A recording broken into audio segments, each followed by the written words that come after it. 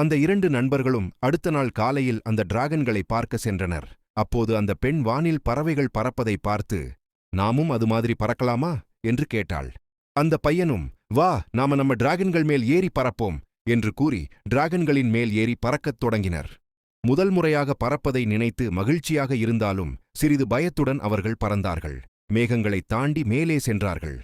அப்படியே கீழே ஒரு மான் வருவதை பார்த்ததும் அவர்கள் கீழே இறங்கினர்.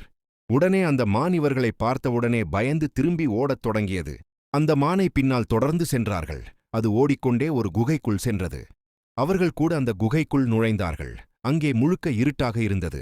உடனே சிவப்பு டிராகன் குறுகிய நெருப்பு ஒளியை வெளிப்படுத்தி அந்த இருண்ட குகைக்குள் வழிகாட்டத் தொடங்கியது. அந்த மானை காணவில்லை. அவர்கள் நினைத்தனர், அது இந்த நீல நிற பாதையை வலியடியாகத்தான் சென்றிருக்கும். அதனால் அவர்கள் அந்த மர்மமான பாதையில் நுழைந்து தொடர்ந்து செல்லத் தொடங்கினர்.